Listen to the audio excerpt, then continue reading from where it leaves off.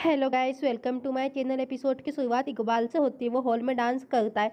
उसकी माँ आती है, उसे कान पकड़कर उसे एक साइड ले जाती है और उसे डांटती है क्योंकि वो दूल्हा है। वो उस पर फिर इत्र लगाती है। इकबाल फिर गुस्सा होता है क्योंकि उसे उससे एलर्जी है। उसकी माँ कहती है कि लोग प्यार के लिए बहुत त्याग करते हैं और उनके प्यार को प्रस्ताव स्वीकार करने में 4 साल लग गए हैं। वो अभी भी अनिश्चित है कि उसकी दुल्हन आएगी कि नहीं। इकबाल कहता है कि वो उसके बारे में बहुत निश्चित है कि उसकी दुल्हन जरूर आएगी और फिर से वो डांस करने चला जाता है। फिर वो उसे वापस पकड़ कर लाती है।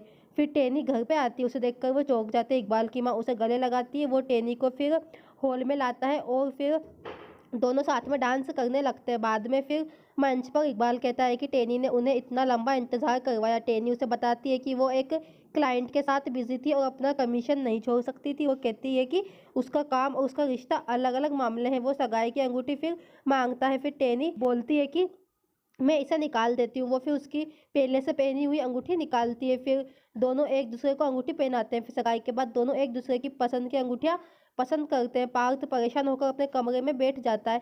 इप्सिता एक तकिए को अपनी माँ समझकर बोलती है कि वो जा रही है। फिर वो अपनी पैकिंग पूरी करने की उससे बात करती है। वो उसकी माँ के लिए एक गिफ्ट लाने का वादा करती है और जाने के लिए मुड़ जाती है। नीचे सभी इस बात से खुश थे कि पार्थ और इंदु बहुत दिनों बाद वेकेशन पर जा रहे हैं। इप्सिता अपना सामान लेकर नीचे आती है। वो बा को अपना ख्याल रखने और समय पर दवा लेने के लिए बोलती है। फिर वो बा उसे अपना और अपनी पापा और गरिमा का ख्याल रखने की सलाह देती है। वो फिर रमणीक से कहती है कि वो अपना ख्याल रखे और ज़्यादा काम ना करे। फिर वो मोहिनी को अपने पास बुलाती है और झुकने के लिए कहती है। वो मोहिनी को फ्रिज में रखी चॉकलेट छूने से मना करती है। वो फिर डिज्नीलैंड जाने से और बाहर दौड़ने के लिए चली जाती है।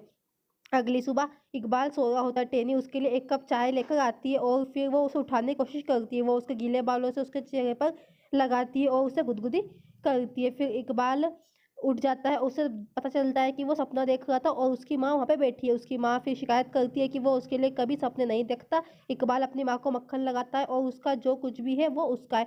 उसकी माँ को उसकी शादी की जल्दी रहती है। वो उसके लिए करेले का जूस लाकर जबरदस्ती उसके मुंह में पिला देती है। इकबाल फिर चांदनी चौक पर अपनी 4 दुकानों के बारे में बात करता है। फिर भी उसके साथ ऐसा किया जाता है। उसकी माँ की शिकायत है कि उसकी शादी में सिर्फ 15 दिन बचे हैं और उसकी पत्नी दुकान पर काम कर रही है। इकबाल ने वादा किया कि वो अब नहीं जाएगी। टेनी कमरे में अपनी चाबी ढूंढती है। इकबाल अंदर आता है, कहता है कि उसके पास चाबी है। टेनी पूछती है कि क्या उसने दुकान का नाम किसी और के नाम पर रखा है। इकबाल कहता है कि 15 दिन दुकान अब बंद रहेगी। टेनी कहती है कि उसके बिजनेस को नुकसान होगा और वो दुकान में 10% की भागीदारी भी है। वो जबरदस्ती चाबी लेने की कोशिश करती है। इकबाल ने उसका हाथ पकड़ लिया। टेनी चिल्लाती है अम्मी। फिर इकबाल हाथ नहीं छोड़ता है। अम्मी कमरे में आती है और इकबाल को चिढ़ाने के लिए उसे डांटती है। टेनी पूछती है कि क्या अम्मी ने उसे दुकान बंद रखने के लिए कहा। अम्मी ने टेनी से कहा कि वो अगले 15 दिनों तक मौज मस्ती करे और अपनी शादी की शॉपिंग करे और बहुत सारा पैसा खर्च करे और उसे घर का कुछ भी काम सीखना चाहिए। टेनी ने अभी भी नुकसान गिनती है। फिर अम्मी कहती है कि उनका मैनेजर सब कुछ संभाल लेगा। वो रास्ते में रिश्तेदारों को कार्ड देने के लिए उसे फिर लिस्ट देती है।